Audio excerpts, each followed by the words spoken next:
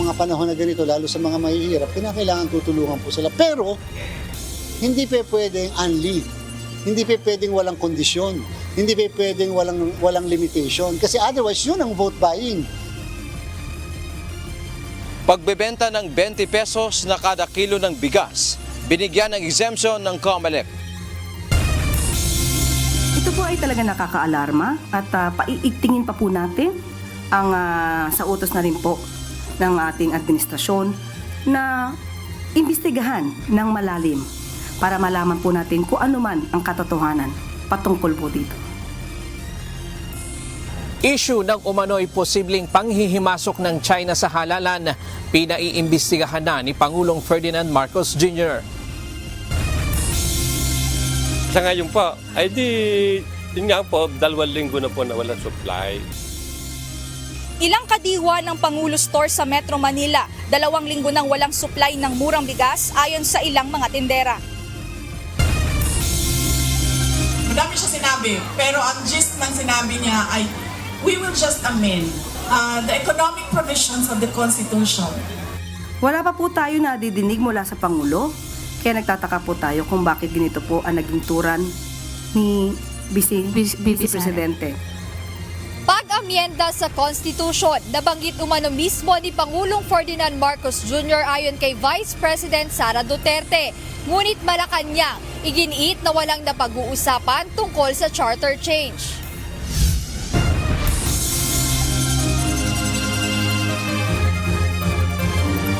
Magandang hapon Pilipinas at sa buong mundo. Tayo po ay sabayang napapakinggan sa Radyo La Verdad 1350, ang UNTV Radio. Una sa ating mga balita. Nakarating na kay Pangulong Ferdinand Marcos Jr. ang issue hinggil sa posible umanong pakikialam ng China sa papalapit na halalan sa Mayo batay sa lumabas na investigasyon sa Senado kahapon. Ikinababahala ito ng palasyo at pinaiimbestigahan na ang issue. Mariin naman itong itinanggi ng tagapagsalita ng China. Ito ang balita ni Ryan Lacanlale. Ito po ay talaga nakakaalarma at paiigtingin pa po natin ang sa utos na rin po ng ating administrasyon na imbestigahan ng malalim para malaman po natin kung ano man ang katotohanan patungkol po dito. Nababahala ang Malacanang sa ulat ng National Security Council o NSC na may mga indikasyon ng posibleng pakikialam ng China sa 2025 midterm elections. Ayon kay Palace Press Officer Undersecretary Claire Castro, nakarating na kay Pangulong Ferdinand Marcos Jr. ang impormasyon na ito.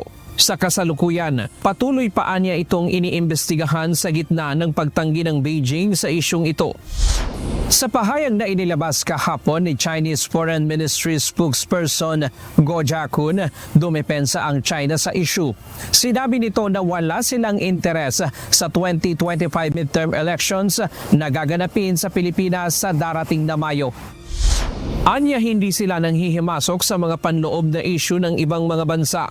Ayon naman kay National Security Council Assistant Director General Jonathan Malaya, makikipag-ugnayan sila sa National Bureau of Investigation para sa case build-up ng kaso at papanagutin kung mapatunayan ang mga Pilipinong sangkot sa isyung ito. Pangunahin sa iimbestigahan ang kumpanya na sinasabing kausap ng China dito sa bansa. Ito na yung sisimulan nating investigasyon based doon sa naging pagsisiwalat ni Senator Tolentino. The NBI was there and the National Bureau of trabaho ng NBI na imbestigahan na itong Infinitus company na siyang may kontrata sa Chinese Embassy. Sabi ni Malaya, malinaw na lumitaw sa pagdinig sa Senado na hindi lamang ang narrative ng China ang ginagawa ng mga troll farm, kundi may malinaw anya na intensyon ang mga ito na mangialam sa politika sa bansa. We will work closely with the National Bureau of Investigation para makapag-case build up. Kasi nga may mga cohort sila sa Pilipino. So those Philippine nationals should be made to account kung lalabas doon sa investigasyon based sa ebidensyang linabas ni Senator Tolentino na ganito nga yung kanilang ginagawa.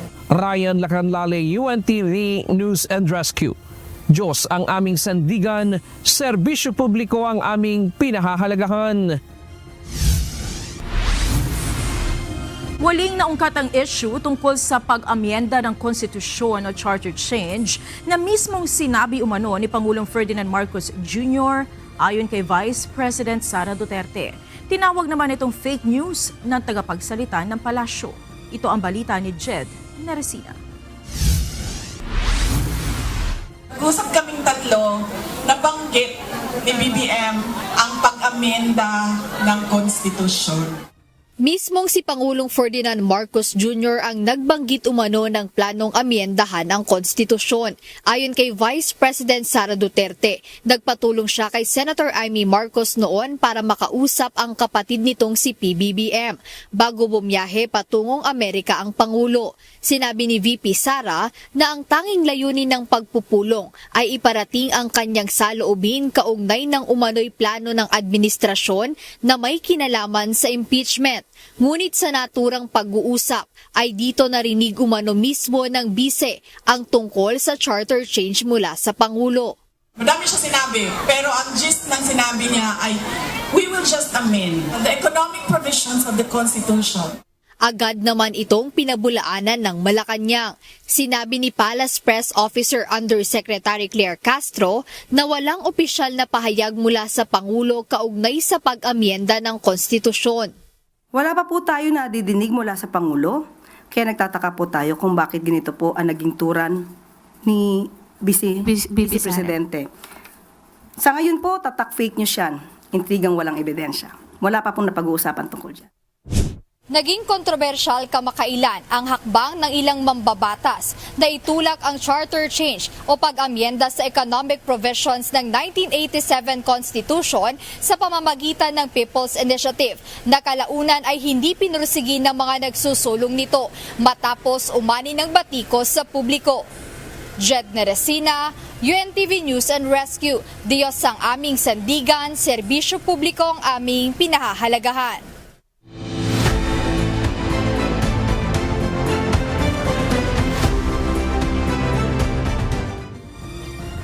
Gaya ng inaasahan ng Malacanang, naglabasan na ang fake news laban sa programa ng administrasyon na pagbebenta ng 20 pesos sa kada kilo ng bigas. Ayon sa palasyo, hindi pa naro-roll out ang pagbebenta ng murang bigas na unang ipatutupad sa Visayas Region. Ito ang balita ni Jet Oninel Maribuhok. Mag-ingat po tayo sa fake news peddlers. Sinisira ang proyekto, sinisira ang Pangulo, sinisira ang hope, ang pag-asa ng bawat Pilipino. Nagbabala ang Malacanang sa pagkalat ng fake news sa ilang social media platform kaugnay ng 20 pesos na kada kilo ng bigas na unang inanunsyo ng Department of Agriculture sa Cebu City kamakailan. Ipiniresinta ni Palace Press Officer Undersecretary Claire Castro ang isang vlog kung saan ipinapakita ang isang klase ng bigas na nasa sako na may nakalagay na presyo na 20 pesos per kilo. Sa video, mapapansin agad ang hindi kagandahan na kalidad nito. Ang ibig daw sabihin nito ay parang nguyain nyo, inyo na yan. Pinapakita po yung halaga na 20 pesos na ang pinapakita sa taong bayan ay ito ang bigas na sinasabi sa proyekto ng Pangulo. Unang-una po, that's fake news. Disinformation. Ayon sa Malacanang, malinaw na fake news ito dahil hindi pa naman nasisimulan ang rollout sa pagbebenta ng 20 pesos na kada kilo ng bigas na unang ipatutupad sa ilang lugar sa Visayas Region. Hindi pa po nasisimulan ang paglabas ng bigas na ibebenta sa market at sa kadiwa. Patungkol po dito sa proyektong ito. Hindi pa nga nakikita, wala pang nakikitang bigas na ibebenta, pinipintasan na. Pinipintasan na panghayop. Ayon kay Yusek Castro, mas mabuting hintayin na muna ang ilalabas na panuntunan ng Agri-Department ukol sa pagbebenta ng murang bigas. Hintayin na lang po natin kapag po natapos na po yung guidelines at nailabas na po ito at saka natin mapapakita kung ano ba ang magiging resulta para sa mga kababayan natin, lalo na pagka nasa laylayan ng lipunan. Nel Maribuhok, UNTV News and Rescue, Diyos ang aming sandigan, serbisyo publiko ang aming pinahalagahan. Binigyan ng exemption ng Commission on Elections sa COMELEC ang pagbebenta ng 20 pesos per kilo na bigas na proyekto ng pamahalaan. Pero may mga kondisyon na inilatag ang komisyon. Samantala, bawal naman ang pagbebenta ng 20 pesos na bigas 10 araw bago ang halalan. Ito ang balita ni Dante Amento. Sa mga panahon na ganito, lalo sa mga mahihirap, kinakailangan tutulungan po sila. Pero, hindi pa pwedeng unli. Hindi pa pwedeng walang kondisyon. Hindi pa pwedeng walang limitation. Kasi otherwise, yun ang vote buying. Agad na inaprubahan ng Commission on Elections o COMELEC ang hininging exemption ni Department of Agriculture Secretary Francisco Chu Laurel Jr. para sa pagbibenta o implementasyon ng 20 pesos rice project ng pamahalaan. Nakalagay sa exemption na hanggang 2028 ang implementasyon ng proyekto na may 5 billion pesos na pondo. Kabilang naman sa karagdagang kondisyon ng COMELEC na kapag local government units o LGUs ang magbebenta, dapat ay kumuha rin ng exemption sa komisyon hinggil sa subsidized rate. Aalamin ng komisyon kung may pondo ang LGU para bumili ng bigas o isubsidize ito. Gusto naming malaman, saan kukuhanin ng LGU yung pondo? Kasi kung wala naman pala sila naka-allocate dyan sa budget nila sa 2025, so saan nila kukuhanin? Ang pagbebenta ay dapat sa mga pampublikong lugar lamang. Papayagan ang mga kawanin ng media at civil society na makapasok sa distribution area. Ayon kay Chairman George Erwin Garcia, ito ay bilang karagdagang level ng transparency. Bakit mo gagawin sa private properties? Public fund gagawin ang distribution sa private properties para namang wala nang ka-public place ang mismong LGU halimbawa o yung mismong national government agency para gawin mo yan sa private property. Samantala, tulad ng ibang uri ng ayuda, programa gaya ng Ayuda para sa Kapusang Kita Program o AKAP, tulong panghanap buhay sa ating disadvantaged, displaced workers o TUPAD, at Assistance to Individuals in Crisis Situation o AICS, bawal ang pagbebenta ng 20 pesos na bigas 10 araw bago ang eleksyon o mula May 2 hanggang 12. Paliwanag ng komisyon, ayuda rin ang pagbebenta ng bigas sa mas murang halaga. Layon dito ng COMELEC na hindi magamit ang programa sa vote buying o pananamantala ng mga kandidato. Ayuda po yung minus 13 pesos sa 33. So therefore, prohibited din po yan sa atin pong absolutely prohibited during the 10-day period. Anumang paglabag sa mga inilatag na kondisyon ng COMELEC ay maaari nilang suspindihin o bawiin ang ibinigay na exemption. Dante Amento, UNTV, News and Rescue. Diyos ang aming sandigan, serbisyo publiko, ang aming pinahahalagahan. Muling nagpaalala ang Commission on Elections sa COMELEC na wala dapat makikitang pangalan o larawan ng kandidato sa pamimigay ng anumang uri ng ayuda ngayong panahon ng halalan. Paliwanag ng COMELEC, kapag may presensya o pangalan ng kandidato sa ayuda, distribution ay labag ito sa kanilang panuntunan. Bago ito, may mga napaulat na pamamahagi ng ayuda na tila campaign materials na. May pangalan pa yung mismong pinaglalagyan. Sapagkat pagka po ganun, di po pangangampanya yon, nakalagay po sa aming guidelines na it cannot be used for purposes of campaigning or promoting the candidacy of somebody.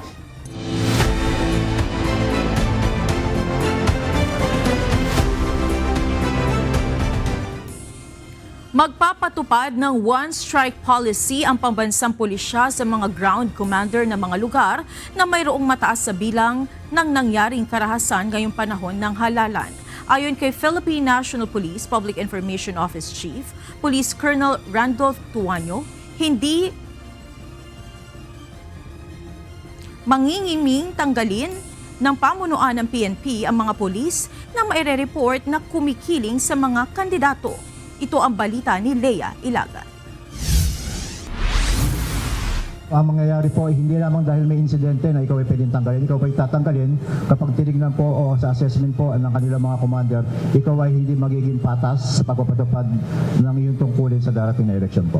Hindi nagpapatumpik-tumpik ang pambansang pulisya sa mga insidente ng karahasan na nangyayari habang papalapit ang halalan. Ayon kay Philippine National Police Public Information Office Chief, Police Colonel Randolph Tuanyo, Bukod sa mas maigting na seguridad, papanagutin na rin ng PNP ang mga ground commander sa mga lugar na patuloy ang pagtaas ng insidente ng karahasan sa pamamagitan ng kanilang one-strike policy. Kung mapapansin po ninyo, may insidente po sa nangyari po na election-related incidents sa Maguindanao. Ang nirekomenda po ng COMELEC ay tanggalin po yung 2 provincial director ng pareho pong ng Maguindanao at may recommendation po na tanggalin yung regional director po ng Police Regional Office BARM. Hinihintay na lang namin po ang resolution officially na pinipirmahan po ng COMELEC. Hindi rin aniya ligtas ang sino mang pulis na maire-report na kumikiling sa mga kandidato. Hindi lamang po ito doon sa mga aktual na insidente na nangyayari sa kanila pong areas of jurisdiction.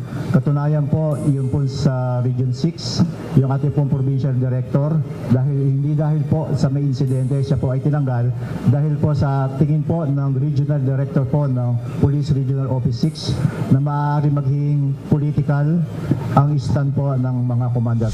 Sa kabila ng mga nangyayaring karahasan, kinumpirma naman ni Directorate for Police Community Relations Director, Police Major General Roderick Augustos Alba, na mas mababa ang bilang ng lugar na napabilang sa areas of concern ngayong halalan kumpara sa nagdaang 2 eleksyon. Base sa datos ng PNP, nasa 362 lamang ang lugar na nasa listahan ng areas of concern ngayong election period. 185 ang nasa ilalim ng yellow category, 139 ang orange, 34 ang red at 2 naman ang nasa ilalim ng COMELEC control. Mas mababa ang naturang bilang kumpara sa 844 noong May 2022 elections at 941 noong May 2019 elections. Yung election watch list areas comparing 2019 and 2022 ay mababa po yung ating areas as na record this election period. So the PNP is doing its best, best effort na mapanatili po natin yung kapayapaan. But like we said, it needs a whole of nation and whole of government approach. Sinabi po nating puting secretary, assistant secretary sa DILG na hindi po ito laban na ng Philippine National Police. It needs the cooperation, even the media, and everyone else, even sa social media. Para matiyak ang seguridad sa araw ng halalan, nasa 120,000 na pulis ang kanilang idideploy para magbantay sa 37,528 voting centers sa buong bansa. Ang BJMP, kinumpirma naman na nasa 31,715 na persons deprived of liberty o PDL ang buboto ngayong midterm elections. Sinabi ni BJMP spokesperson Superintendent J. Rex Joseph Bustinera, hindi nalalabas ang naturang mga preso para bumoto. Kami ho ay nagmamanage ng 484 facilities, jail facilities nationwide. Dito po sa mga facilities na ito, 393 na facilities ay magiging special polling precinct. Ibig sabihin, dito na ho, hindi na ho lalabas ng kulungan yung ating mga nakakulong na kapatid, kundi doon na ho sila boboto sa loob. At ito po ay na-establish as special polling precinct ng COMELEC. Ang BJMP ay mayroong 7 kandidato na nakakulong. Kinabibilangan ito ng isang senador, isang congressman, isang mayor, 2 vice mayor at 2 councilor. Leia Ilagan, UNTV, News and Rescue. Diyos ang aming sandigan, serbisyo publiko ang aming pinakahalagahan. Naniniwala ang alkalde ng City of San Fernando sa Pampanga na bunga lamang ng political harassment ang kasong vote buying na isinampa sa kanila kaugnay ng sinasabing pamimili ng boto noong nakaraang barangay at sangguniang kabataan o SK elections. Samantala, tiniyak naman ng Commission on Elections na masusi nilang babantayan ang pag-usad ng kaso sa isang korte sa Valenzuela City. Ito ang balita ni Benedict Samson. Ito po ay malinaw na political harassment at persecution na isinagawa ng ilang makapangyarihang tao o kalaban ko sa politika. Political harassment at persecution. Ito ang pinaniniwalaang dahilan ng alkalde ng City of San Fernando, Pampanga na si Vilma Caluwag sa kasong vote buying na isinampa ng Law Department ng Commission on Elections laban sa kanila. Nagugat ang kaso sa sumbong ng isang nagngangalang Alvin Garcia na kung saan inakusahan ng alkalde na sangkot sa vote buying dahil sa pamamahagi ng nasa 1,500 pesos sa mga recipient sa mismong tanggapan nito. Kabilang din sa kinasuhan ng asawa nito na si Melchor Caluwag na tumatakbong barangay chairman at Julmar Mercado na tumatakbo namang barangay councilor ng barangay Dolores nang mangyari ang sinasabing pamimili ng boto noong 2023. 2023 election ng barangay election at sinampahan po tayo ng kaso ngayon ng vote buying na maliwanag pa po sa sikat ng araw kahit po grade 1 maiintindihan kung ano ang ibig pong sabihin ng ginawa nilang yon. Base sa Section 261A ng Omnibus Election Code, nakasaad na sino mang tao na namimigay ng pera, bagay o pangakong trabaho at expenditures para iboto at huwag iboto ang isang kandidato ay papasok sa vote buying. Maaaring isampa ang kaso sa loob ng 5 taon mula nang mangyari ang sinasabing paglabag. Kanina isinagawa ang arraignment at pre-trial proceedings ng Valenzuela RTC na kung saan nagpiyansa na rin ang alkalde ng nasa 36,000 pesos. Susundin namin yung proseso, pero gayon din, balak din namin na iakyat ito sa Korte Suprema, yung issue ng pagsasampa ng kasong ito laban kay Mayora. Ayon naman kay COMELEC Chairman George Erwin Garcia, masusi itong babantayan ng komisyon lalo't naiakyat na sa korte ang naturang kaso. Again, ang may hawak na po nito ngayon ay ang Regional Trial Court ng Valenzuela. Ang COMELEC ang nagpo-prosecute dito kasama ang ating pong Office of the Prosecutor ng Valenzuela. So, siyempre po, hindi po namin lulubayan dahil mandato po ng COMELEC na kung ano yung pinail namin, kasama po kami sa prosecution.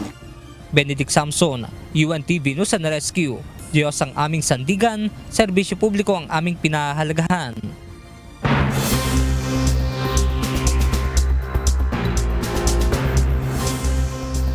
Tinuligsa ni dating South Korean President Moon Jae-in ang kanyang bribery indictment bilang isang political na paninira at pang-aabuso ng kapangyarihan ng mga piskal. Kinasuhan si Moon kaugnay ng umano'y pabor sa pagtatrabaho ng kanyang dating manugang sa isang Thai airline sa ilalim ng kanyang administrasyon. Mariing itinanggi ng kanyang mga abogado ang akusasyon at iginiit na sahod lamang sa trabaho ang natanggap ng manugang. Inilabas ang kaso sa gitna ng tensyon sa politika at nalalapit na halalan matapos ang impeachment ni Pangulong Yoon Suk-yeol. Inaresto ng mga otoridad sa Myanmar ang TikTok astrologer na si John Mo The dahil sa viral na prediksyon niya ng lindol na umano'y magaganap sa April 21. Ang video na umabot sa mahigit 3 milyong views ay nagdulot ng takot at nag-udyok sa ilang residente na lumikas at matulog sa labas ng bahay. Ayon sa mga eksperto, imposibleng hulaan ang eksaktong petsa ng lindol. Kaya't itinuturing ng gobyerno ang prediksyon bilang pagpapakalat ng maling impormasyon. Nahuli si John Moza sa kanyang bahay sa Sagaing ilang linggo matapos ang nakaraang lindol na ikinasawi ng 3,500 na katao. Handang bumisita sa Paris, Berlin at London si Iranian Foreign Minister Abbas Araghchi para sa nuclear talks habang bukas din ng France sa dialogo kung seryoso ang Iran. Sa isang post sa X, sinabi ni Araghchi na matapos ang konsultasyon sa Moscow at Beijing, handa siyang gawin ang unang hakbang para sa diplomatikong solusyon. Ayon sa France, pabor ang E3 na kinabibilangan ng France, Germany at UK sa diplomatikong solusyon, ngunit kailangan munang ipakita ng Iran ang tapat na pakikilahok. Posibleng mag-trigger ang E3 ng snapback sanctions sa Agosto kung walang makuhang kasunduan bago matapos ang bisa ng 2015 nuclear deal sa October 18. Isang uri ng chronic inflammatory disease ng bituka na madalas nakikita sa mga kabataan ay tinatawag na ulcerative colitis. Kung dati ay kalimitan lamang ito sa mga nakatatanda, ngayon ay mas dumarami na ang kaso nito sa mga nasa edad 20. Ano nga ba ang sanhi nito at paano ito maisasantabi? Ito ang balita ni Kichi Cipriano.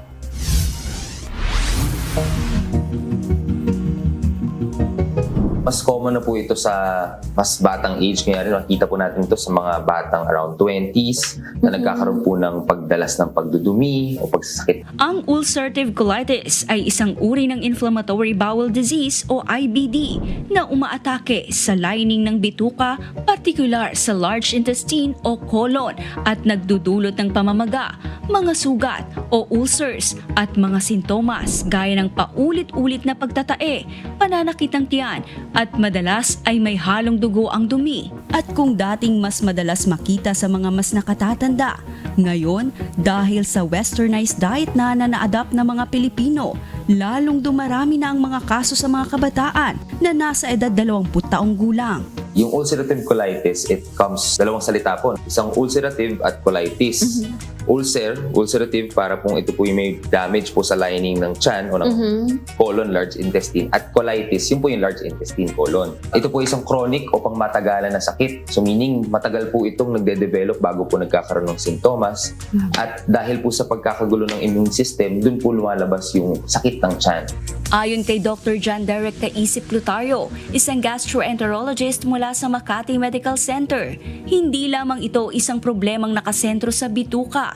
Ang ulcerative colitis ay may kinalaman sa hindi balanseng pagganap ng immune system ng katawan na maaaring makaapekto sa iba pang bahagi ng organ system. Dahil nga po nagkakaroon ng immune dysregulation, meaning hindi lang po siya isolated Yung immune system natin does not only take care of the colon, but it also takes care at inaalagaan po niya yung mga ibang parte ng ating katawan. That involves the eyes, liver, skin, and all. So, multifactorial po yung nangyayari. Avoid po yung mga usual triggers na nabanggit natin, yung mga oily, fatty food, smoking, spicy, alcohol. Kung na-avoid po natin ito lahat, diligent ang pasyente o masinop ang pasyente, maaari po sila mabuhay ng normal. At para sa iba pang impormasyon ukol sa ulcerative colitis, tunghayan ang programang Doctors on TV this Sunday, 9 a.m. to 10 a.m. only here at UNTV. Kichi Cipriano, UNTV News and Rescue. Diyos ang aming sandigan, serbisyo publiko ang aming pinahalagahan.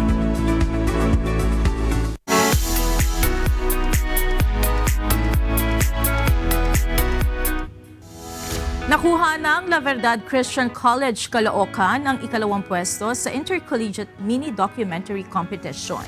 Tinanggap ng mga graduating student ng Mass Communication na gumawa ng documentary ang award. Tumanggap sila ng 15,000 pesos sa premyo at ipalalabas sa Educational Network ang kanilang ginawang dokumentaryo. Ang mini-docu ng LVCC Caloocan ay Pinamagatang Ilaw na isang expository documentary sa pagpapalaki kay Jaren na isang batang kahit may special needs ay nagbibigay ng positibong pananaw sa kanyang magulang.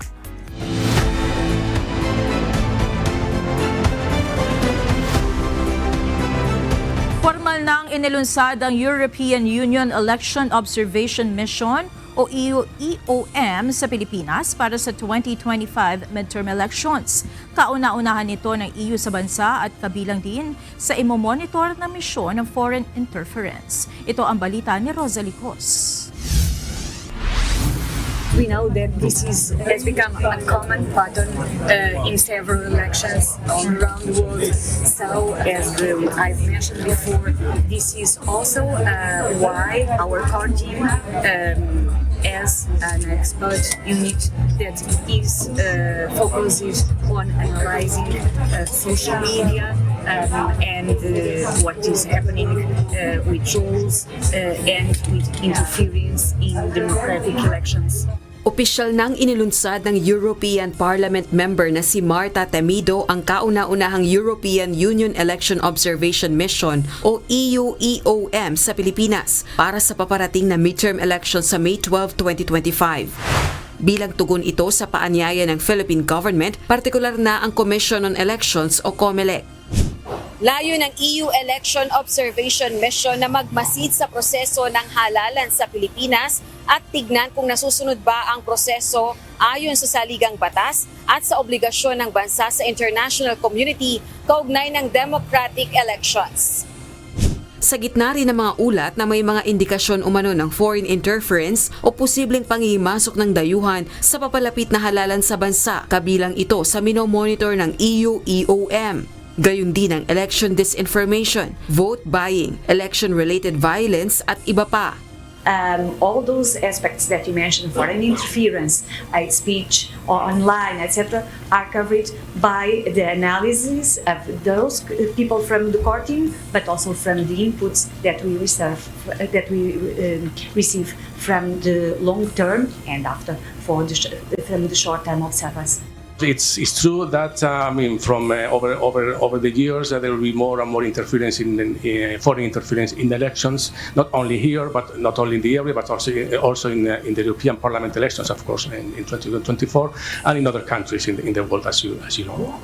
Bukod dito, sisiyasati ng misyon ang mga umiiral na batas at regulasyon na may kinalaman sa halalan, pamamalakad sa eleksyon, pagrehistro ng mga partido politikal at mga kandidato, pangangampanya at pondo sa kampanya, partisipasyon ng iba't ibang sektor, paggalang sa mga batayang karapatan, papel ng media at social media, accuracy, seguridad, transparency ng automated election system, pagboto, pagbilang sa boto, mga reklamo at apela at maging ang paglalathala ng mga nanalong kandidato at partido.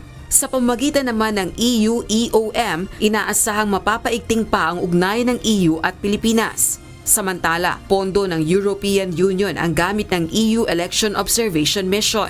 Binigyang diin din na ang misyon ay hindi para i-validate ang magiging resulta ng halalan sa Pilipinas o kaya ay panghimasukan o pakialaman ang eleksyon.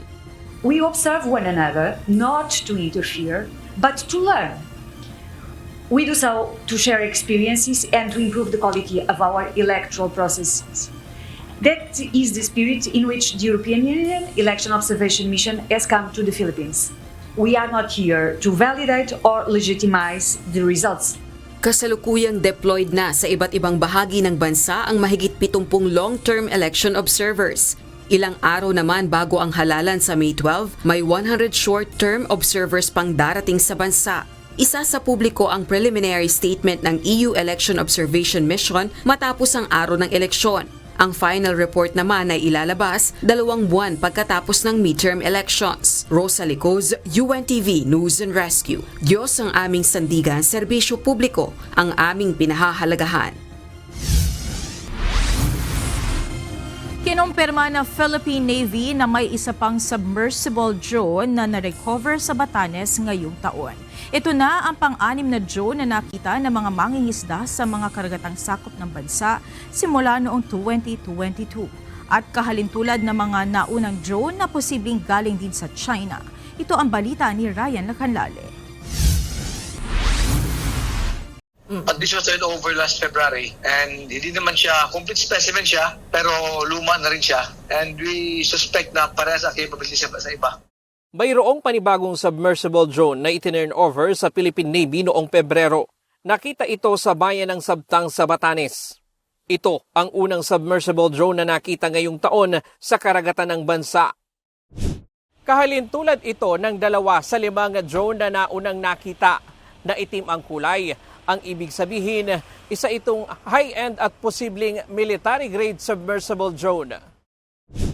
Yung mga black, they have the AVS, the acoustic vector sensor.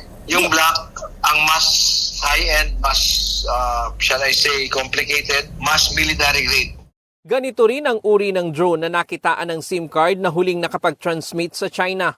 Sinabi ni Rear Admiral Trinidad na tapos na hanggang level 2 forensic analysis sa mga naunang 5 drone. Ang pang-anim na drone sumasailalim na rin sa level 1 analysis o yung physical examination. Yung result ng mga drones, there are 2 types of drones. Yung colored na walang sensors for ABS at yung black. All of them get bathymetric data. Okay. All of them have CTD sensors, conductivity, temperature, depth sensors. Ipinauubaya na ng Philippine Navy sa kinauukulang ahensya ng pamahalaan kung ano ang magiging susunod na hakbang pagkatapos lumabas ang resulta ng pagsusuri sa mga drone. We will pass this on to the appropriate agency for their respective functions based on their mandate. Kung mag-file ng complaint ba, mag-file ng protest or whatever. Matatandaang nitong April 15, inilabas ng Philippine Navy ang unang resulta ng kanilang pag-aaral sa 5 naunang drone kung saan 55 hanggang 80% ang posibilidad na galing ang mga ito sa China. Ryan Lacanlale, UNTV News and Rescue. Diyos ang aming sandigan, serbisyo publiko ang aming pinahahalagahan. Bunsod ng mataas sa presyo ng imported na bigas, inilunsad ng pamahalaan ang kadiwa ng Pangulo upang magbenta ng murang bigas sa publiko.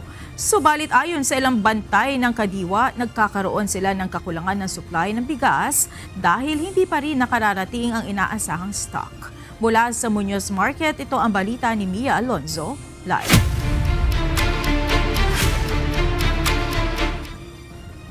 Mia, gaano ba katagal na walang supply ng bigas sa ilang mga kadiwa ng Pangulo stores?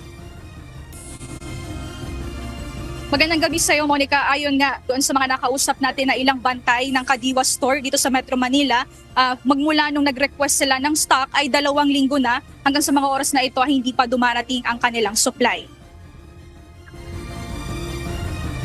Nagtataka na ang ilang mga bantay ng Kadiwa Store sa ilang stall sa palengke sa Metro Manila dahil sa kakulangan ng supply ng kanilang murang bigas. Sa ngayon po, ay di, yun nga po, 2 linggo na po na walang supply. Si Mang Javier na laging tutok sa kanyang pagbebenta, napansin na 2 linggo na ang nakalipas pero wala pa rin ang kanilang inaasahan na dating ng murang bigas. Ayon kay Mang Javier, nabantay ng Kadiwa Store sa Kamuning Market, talaga naman aniyang hinahanap ng mga mamimili ang bigas sa Kadiwa. Ay napakarami pong namin dahil isang truck mo dalahin dito yun eh. Truck kong dalahin dito. Ay ngayon po ay medyo, ako man hindi makapagtanong dahil nakakahiya naman di ba. Dahil alam naman ang ating gobyerno nga ay masyadong busy. Dagdag pa nito, 4 na araw pa lang itong nakadisplay sa kanilang stalls ay nasusold out na agad. 50 hanggang 100 sako aniyang ibinabagsak sa kanila na mabilis din naman na nauubos ng mga consumer. Kaya naman hindi na rin niya maitago ang inip sa tagal ng pagdating ng supply ng murang bigas, lalo pa at talagang binabalik-balikan ng mga mamimili. Ganito rin ang sinabi ni Apple May, bantay at cashier sa Kadiwa ng Pangulo Store sa Maypaho Market. Aniya, talagang hinahanap ng mamimili ang murang bigas. Subalit bunsod ng di pa dumadating na supply, 35 pesos per kilo na lamang ng bigas ang natitira na hindi masyadong mabenta sa mga mamimili. Okay naman po, kaso nga lang mas mabenta kasi yung 43 out of stock po ngayon. Bali sa stocks po is nasa 19 sacks na lang po, plus pa yung ngayon sa bags po. Gaya ng sa Kamuning Market, 2 linggo na rin, walang dumarating na supply sa Kadiwa ng Pangulo sa Maypaho. Samantala, sa Kadiwa ng Pangulo Store naman sa Malabon City, maraming mamimili rin ng tumatangkilik sa murang bigas. Monica, ayon sa ating mga nakausap na mga bantay sa Kadiwa ng Pangulo Store, karaniwan o karamihan ng mga nag-a-avail talaga ng murang bigas ay mula sa mga vulnerable sector gaya na lamang ng mga persons with disability, gayon din ng mga solo parent. Kaya naman ayon sa kanila, napakalaking bagay talaga ang availability nito sa mga pamilihan. At yan muna ang update mula dito. Balik sa iyo, Monica. Maraming salamat, Mia Alonzo, live mula sa Muñoz Market. Pinayagan na ni Pangulong Ferdinand Marcos Jr. ang Department of Foreign Affairs na magkaloob ng Digital Nomad Visa o DNV sa non-immigrant foreigners sa pansamantalang nais manatili sa bansa habang nagtatrabaho remotely gamit ang digital technologies. Sa ilalim ng Executive Order No. 86, bubuuin ang isang legal framework para maipatupad ang pagpasok ng digital nomad o mga foreign national na nagtatrabaho ng remote at nais manatili sa Pilipinas. Inatasan din ni PBBM ang DFA na gumawa ng database para sa lahat ng holders ng DNV. Target ng magamit sa buong mundo ang action line para sa mga concerns kaugnay ng human trafficking. Ayon sa Commission on Filipinos Overseas o CFO, sa susunod na linggo ay sasailalim na ito sa line testing. Sa ngayon, tanging dito lamang sa bansa matatawagan ng Human Trafficking Action Line. Ayon sa CFO, walang bayad ang magiging tawag sa Human Trafficking Hotline oras na magamit ito ng mga Filipinos na nasa buong mundo.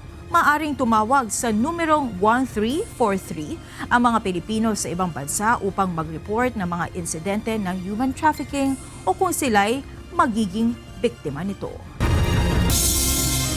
Magsasagawa ng malawakang kilos protesta ang libo-libong manggagawa kasama ang iba't ibang sektor sa Mayo 1. Kasabay ng Labor Day, pangunahing ipinananawagan ng mga relihista ang 1,200 pesos na minimum wage para sa mga manggagawa. Ito ang balita ni Asher Cadapan Jr. Itaas ang sahod! 1,200 living wage nationwide!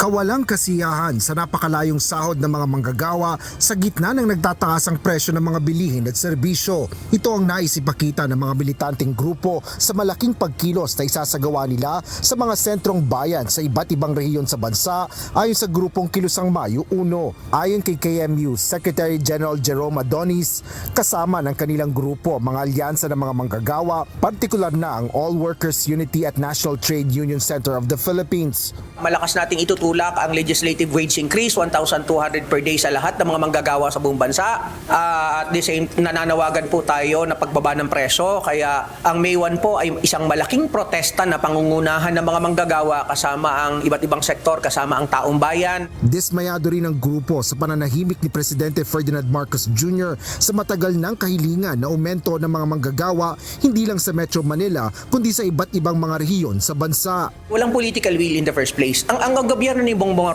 Marcos hindi talaga pro-worker. Yun talaga ang pinakadahilan. Anti-worker esensya ang gobyerno ni Bongbong Marcos. At the same time, anti-people. Hinaing rin ni bagong alyansang Makabayan Secretary General Renato Reyes ang mabagal na pag-usad ng dagdag sahod para sa mga manggagawa. Nationwide ang pagkilos sa Mayo 1, lalong-lalo na po sa usapin ng pagpapanawagan ng 1,200 pesos na nakabubuhay na arawang sahod sa buong bansa. Ito ay masyado ng matagal na pinagpapaliban, no? Hindi tinatalakay ng ating pamahalaan, and sad to say nga, kahit yung mga election frontrunners ngayon, wala kang makita na tumitindig man lang para itaas ang sahod ng manggagawa. Maging ang ilang karaniwang empleyado sa Metro Manila, ramdam rin ang hirap ng buhay dahil sa maliit na sahod. Taas ng bilihin eh. Kulang na kulang ang sweldo ng tao. Kaya dapat talaga itaas. Yan lang naman ang kailangan ng lalo lang yung mga mahihirap na hindi talaga kaya ng budget, lalo marami ring anak. Papasalamat din ako kung itataas nila ng 1,200. Sa mga bilihin po ngayon sir ay mahal yung mga bilihin. Tapos yung sahod, saktuhan lang. So kaya mahirap po yung yung mababang sahod ngayon. So kailangan talaga mag-increase. Sa Mayo 1, plano ng mga manggagawa na magmarcha sa Liwasang Bonifacio sa Maynila papunta sa gate ng Palasyo ng Menjola. Bukod sa Metro Manila, magsasagawa rin ng malaking rally sa Calamba City para sa mga relihista sa Southern Tagalog. Habang magkakaroon rin ng pagkilos sa Davao, Panay, Negros, Angeles City at Baguio City. Asher Cadapan Jr., UNTV News and Rescue. Diyos ang aming sandigan, serbisyo publiko ang aming pinahalagahan. Itaas ang sahod! 1,200 living wage nationwide! Inalis na sa serbisyo ang principal na nag-viral kamakailan sa social media. Ito'y matapos utusan ng mga estudyante na tanggalin ang kanilang mga toga habang idinaraos ang graduation ceremony. Ito ang balita ni Ivan Alvarez. Opo, dahil na rin po sa naging direktiba po ng Pangulo, maagaran pong kumilos ang ating Secretary, DepEd Secretary Sani Angara, at ang sinasabi pong guro ay tinanggal na po bilang principal sa nasabing eskwelahan. Tuluyan ng inalis sa pwesto ang nag-viral na principal ng isang high school sa Antique. Ayon kay Palace Press Officer Undersecretary Claire Castro, mismong utos ni Pangulong Ferdinand Marcos Jr. na sibakin sa pwesto ang naturang punong guro. Ito'y matapos ang kontrobersyal na video kung saan ipinaalis sa mga estudyante ang kanilang suot na toga habang nasa kalagitnaan ng pagdaraos ng kanilang graduation ceremony. Una nang naglabas ng pahayag ang Department of Education o DepEd na nagsagawa ito ng investigasyon upang malaman ang buong detalye ng pangyayari. Ayon sa DepEd, maaaring magsuot ng casual o formal na damit sa graduation o moving up ceremony. Habang po pwede namang isuot ang toga bilang supplementary garment, ngunit hindi dapat magdulot ng kahihiyan o diskriminasyon sa sinumang mag-aaral. Samantala, ayon sa Alliance of Concerned Teachers, dapat ring matiyak na dumaan sa due process ang parusa na ibinigay rito. It's possible na mailipat, no? Hindi naman siya basically tatanggalin. Sa atin naman sa Alliance of Concerned Teachers, dalawang bagay, no? Siguro yung due process. Matiyak dapat yung due process sa ganyang mga bagay, especially napaka-sensitibo nung naging viral video niyan, sa opinion ng yung karapatan ng mga bata. Ayon sa National Chairperson ng Alliance of Concerned Teachers na si Vladimir Ketwa, apektado rito ang mga estudyante, lalo na at naganap ito sa mismong araw ng pagdiriwang ng kanilang pagtatapos. Hindi basta-basta kailangan patawan, basta-basta ang principal kung ililipat pa siya o hindi. Kailangan madilig talaga din yung hanay ng teachers, ng mga principal at saka ng mga magulang. Kasi kailangan makita ng buong proseso kung paakit ba nangyari yung gano'n, no? Mayroong hindi pagkakaintindihan. Dagdag pa nito, dapat ring malaman kung nagkaroon ba ng demokratikong konsultasyon sa pagitan ng iba't ibang panig upang malaman kung paano umabot sa ganoong punto ang insidente. Ivan Alvarez, UNTV News and Rescue. Diyos ang aming sandigan, serbisyo publiko ang aming pinahahalagahan. Nag-iimbentaryo ang Office of Civil Defense sa puwersa ng mga rescuer at kagamitan na kinakailangan kung sakaling magkaroon ng malakas na lindol sa Metro Manila o ang tinatawag na The Big One. Handa na nga ba ang mga Pilipino sa pagtama ng malaking sakunang pinangangambahan sa Kamaynilaan? Ito ang balita ni Benedict Dalasan.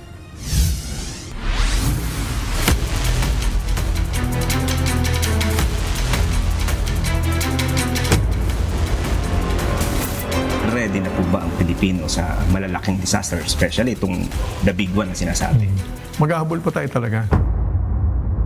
Hindi pa kontento si Undersecretary Ariel Nepomuceno ng Office of the Civil Defense sa kasalukuyang kahandaan ng Pilipinas sa isang malakas na lindol. Sa programang Lifesaver, sinabi nitong may 3 aspetong dapat maihanda sa pagtugon sa epekto nito. Partikular ito sa senaryo na tinatawag na The Big One, kung saan posibleng gumalaw ang West Valley Fault at magdulot ng magnitude 7.2 na lindol. Ang unang aspeto aniya na dapat ihanda ay ang katatagan ng mga bahay at iba pang istruktura. Marami umano sa mga ito ay hindi sumunod sa tamang disenyo upang makatagal sa malakas na lindol. So, handa ba tayo? Doon sa una, maghahabol tayo talaga. Yung level 1? Level 1, engineering solutions. Tingin ko hindi tayo handa ron. Paniniwala ko hindi. Dahil marami ng pag-aaral nagsasabi, marami magko-collapse na struktura. Meron pag-aaral around 500,000 structures, mga kabahayan, talaga magigiba. Meron mga pag-aaral na mahigit 100 tulay, babagsak. Ang pag-iensayo naman aniya ng magiging reaksyon ng mamamayan sa malakas na lindol ay nagagawa na sa ngayon sa pamamagitan ng nationwide simultaneous earthquake drill. Pagdating sa pangalawang level ng paghahanda, yung duct cover and hold, maganda-ganda na yan. Palagay ko, maghahabol pa rin tayo, pero maganda-ganda na yan. Parang pasado na tayo dyan. Sa ngayon, pinananatili naman ng pamahalaan ang pakikipag-ugnayan sa ibang bansa na agad na mahihingan ng tulong sa mga malalaking disaster gaya ng epekto ng malakas na lindol. Ayon kay Yusek Nepomuceno, pupulungin ng OCD ang pampubliko at pribadong sektor para malaman kung gaano karami ngayon ang mga rescuer at kagamitan sa pagtugon sa The Big One. Ayon sa pag-aaral na yan, posible na hanggang kalahating milyong 500,000 ng mga struktura, bahay, mga gano'n, babagsak. So pagpalagay mo ng 500,000 houses yan, Dalawa na lang tao sa isang bahay. 1 milyon na yun eh. Alamin ang iba pang detalye at mga paghahandang dapat gawin para sa The Big One sa programang Lifesaver. Mapapanood tuwing Linggo, alas 10 ng umaga, dito lamang sa UNTV. Benedict Galasan, UNTV News and Rescue. Diyos ang aming sandigan, serbisyo publiko ang aming pinahahalagahan.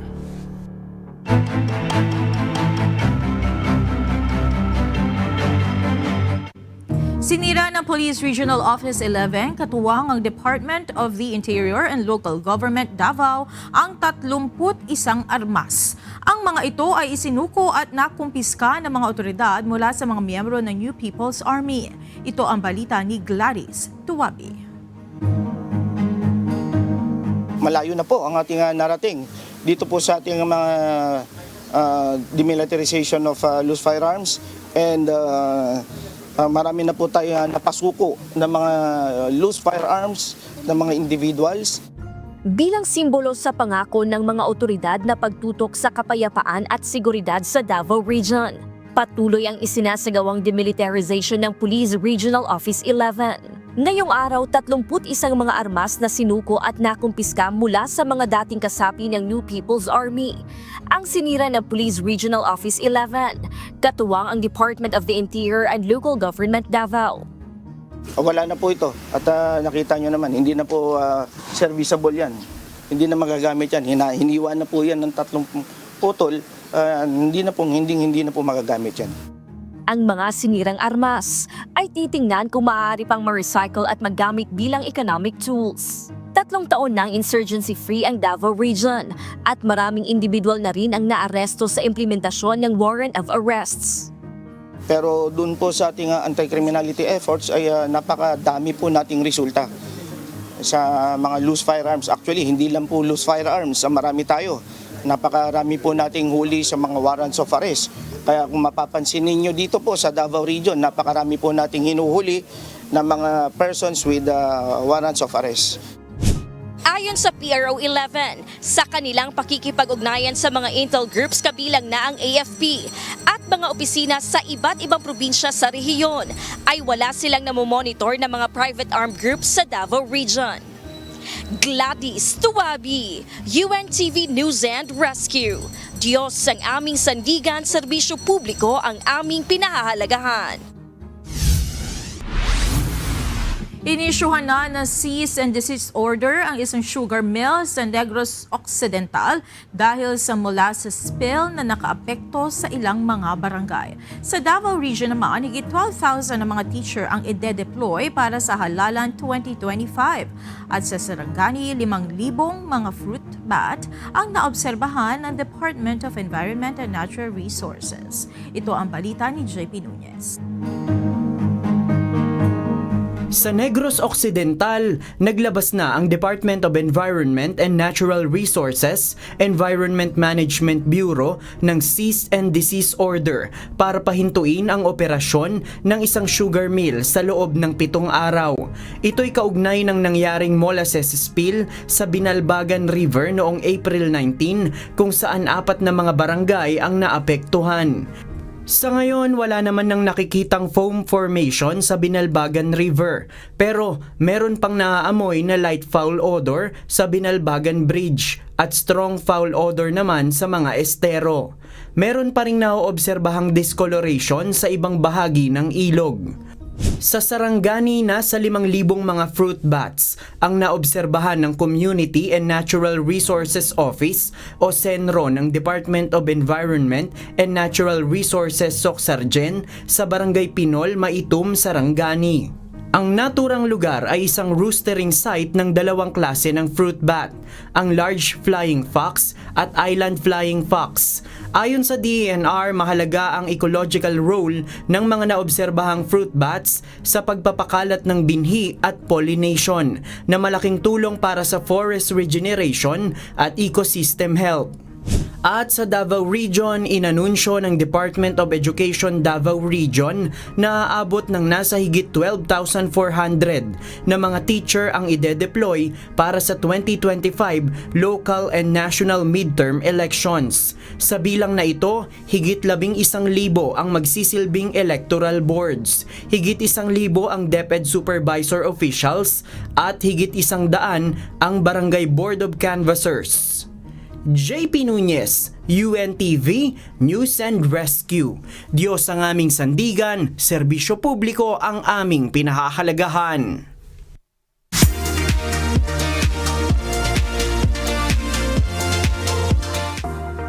Muling magbabalik ang leader ng Korean supergroup na BTS na si Kim Namjoon o mas kilala bilang RM para sa kanyang bagong kanta na The Stop the Rain. Makaka-collaborate ni RM sa kanyang new single, ang Epic High member na si Tablo. Nakatakdang i-release ang collaboration song na ito ng dalawang K-pop artists sa darating na May 2. Inilabas na ng Pinoy Pop Kings na SB19 ang kanilang pinakabagong single na may title na Dungka. Tampok sa kanilang music video ang ilang mga sikat na artists at content creators, gaya ni Mimiya, Sasa Girl, Maymay Entrata, Alodia Gosingfrau, Vice Ganda at marami pang iba. Ang Dungka track ay bahagi ng third EP o extended play ng SB19 na simula at wakas na kinabibilangan din ng kanilang pre-release single na Damn at Time.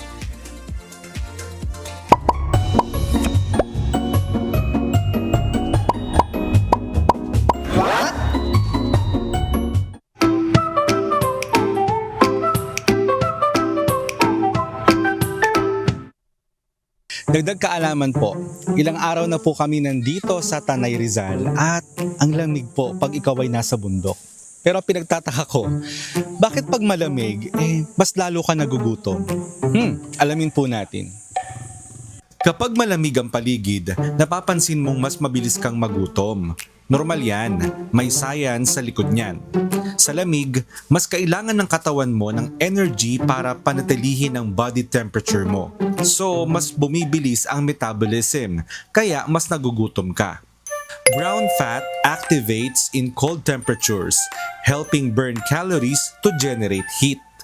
Dagdag pa, kung nasa mataas kang lugar tulad ng bundok, mas manipis ang oxygen sa hangin. Kaya, mas mabilis kang huminga, mas mabilis ang calorie burn.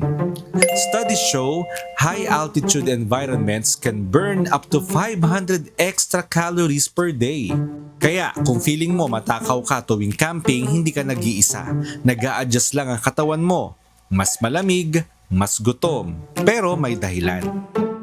So yun pala no, hindi ka naman talaga matakaw. May epekto lang talagang lamig sa ating mga katawan. Sana po may natutuhan kayo at laging tatandaan, mapalad po ang tao na nakakasumpo ng karunungan at ang tao na nagtatamo ng kaunawaan.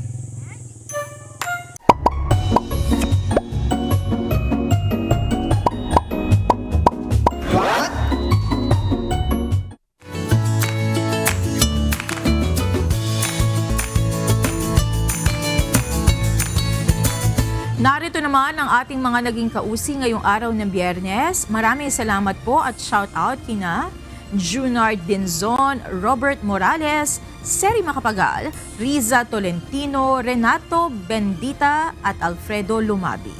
Samantala mga kasambahay, kung may mga istorya po kayo nais balikan sa Ito Ang Balita, pwede niyo po ito muling mapanood sa aming mga official social media account.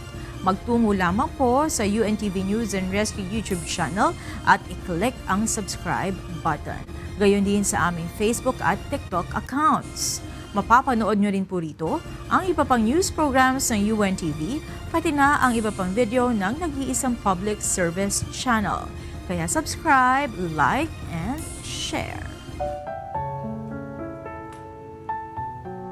At narito naman ang salita ng Diyos na ating sandigan mula sa aklat ng unang Korinto, Kapitulo 15, versikulo 33, na nagsasabi, "Huwag kayong padaya, ang masasamang kasama ay sumisira ng magagandang ugali."